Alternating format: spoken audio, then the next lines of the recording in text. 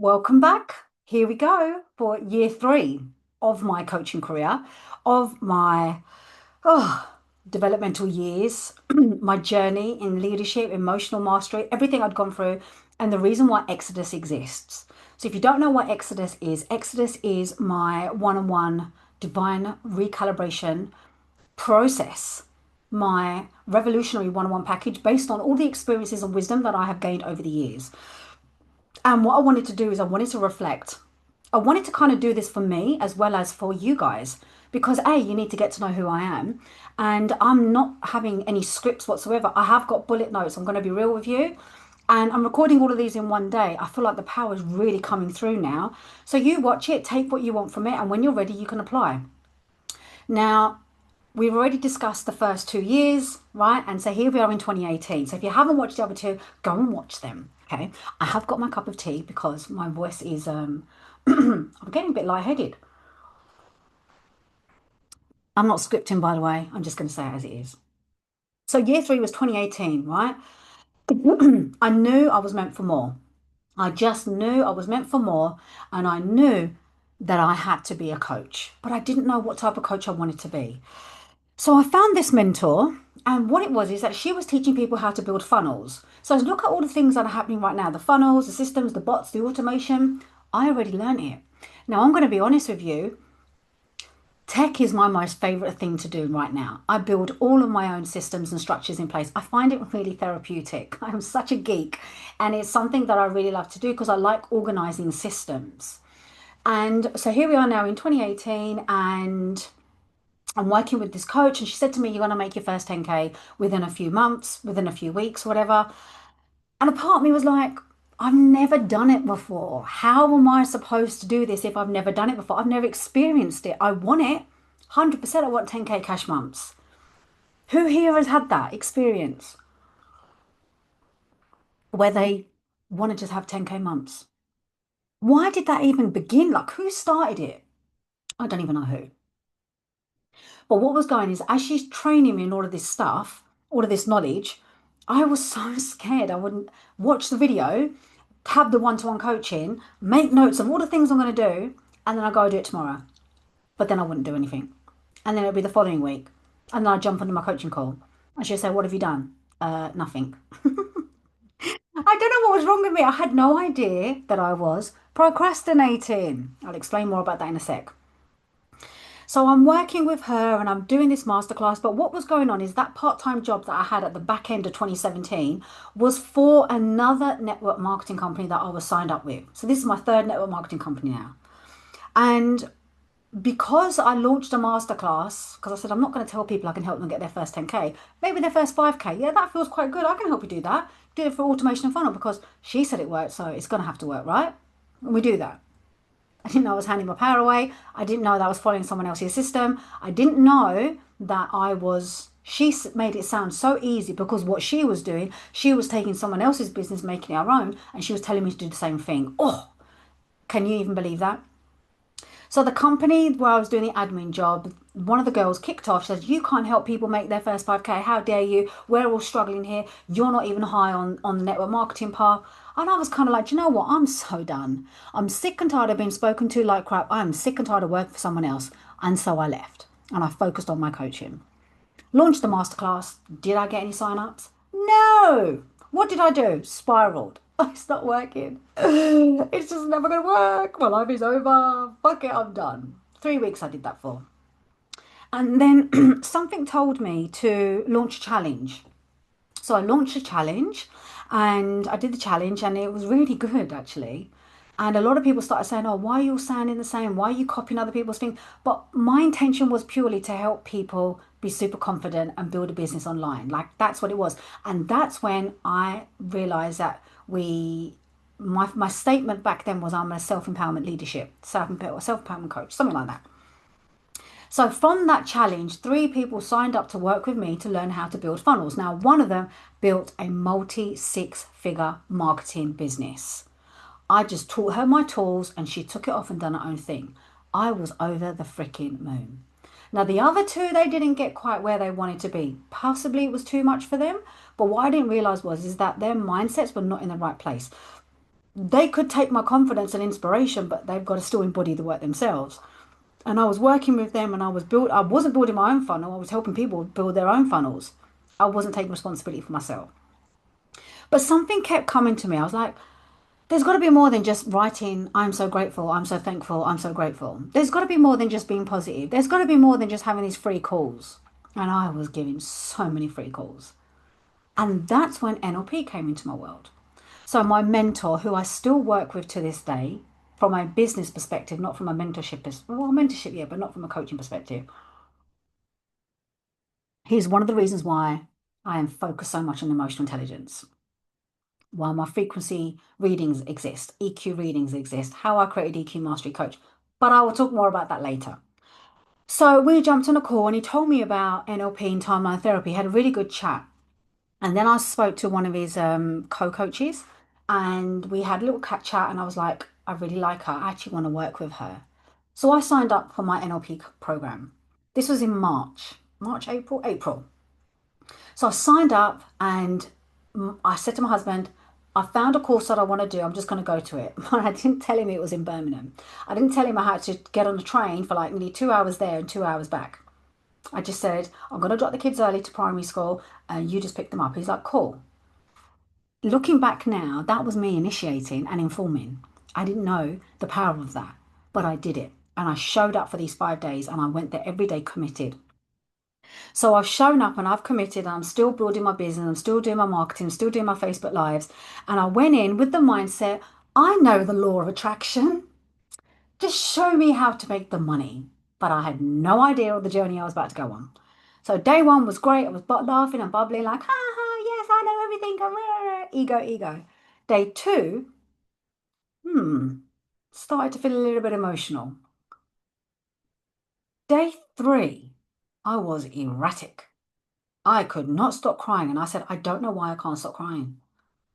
But you know, the one thing I'm going to have to be so grateful for is that every single practitioner to be in there held space for me. That I can 100% say was the first time in my life I was held. No one judged me. No one told me it was going to be okay. They just held space. That was my first experience based on the other life coach who said, stop, stop, stop, come back when you're ready. And so I had this session. I can't remember what it's called, but I remember just crying and crying and crying. And what they had to do is I had to keep repeating. Then I had to write down all the negative things I say to myself and all the negative things that people have said to me. Then all the positive things I say to myself and all the positive things people said to me. And so what they had to do is they all had to walk around for God knows how long, repeating all of the negative stuff that I had written. And when I mean I burst into tears, I had a panic attack. I freaked out. I was like, oh my God, this is just so much pain. I can't cope with this anymore. This is too hard. I can't do this anymore. And in the end, I was just kind of like, enough, stop. I don't want to hear it no more. And then what they did is they played the song Casey and Jojo, my wedding song in the background and started to repeat all the positive stuff. And I felt this new lease of life come over me. I thought, whoa, I have just released it. This is it. I've released all my tears. I've released everything. But as I was on my way home, someone pushed past me and I went, oh, you effing CUNT. And I was like, oh my God, what have I just done? I don't understand what's happened here. I've gone from emotional to anger. I was like, oh, it's okay. I let it go, let it go, let it go. Went home, went to bed, woke up the next day. One of the members sent me a song and I just was crying all the way to Birmingham. I was like, what is going on here? And then this rage came out of nowhere. This anger came out of nowhere, not knowing that I had a root problem of anger from 7 lifetimes ago, but also I was a manifestor out of alignment. I didn't know about human design back then. So I remember sitting at the table and my mentor was teasing me and he was going around to everyone asking them how they are. And then he'll go, Sam? I go, yes. We'll come back to you in a moment. So he was preparing me. I know he was planting things. I'm not even joking you. No one has ever held space for me like this guy. I freaking adore him. I really, really do. That's why I still work with him to this day in terms of my business. He's my business partner. And then that's when timeline therapy came into my world. What's timeline therapy? Timeline therapy allows you to eliminate the root causes of your self-sabotaging emotions. And the first emotion was anger. So I've gone back to my timeline 7 past lives ago, and I'm thinking, this is really weird. What? I didn't believe in past lives, don't agree with any of this stuff. And I just remember seeing this old man with a top hat shouting at a baby like this. Let me see if I get it like this. And the baby was like swaddled, really tight. So we was taught how to release it from the root cause, and I released it, and I came back and I went, I don't know what it is, but I feel like I can breathe. But what I didn't realize was that was me. And also that was the root cause of my asthma and my panic attacks. And it went just like that. So we worked through the other emotions. By the time we passed, my tone had changed.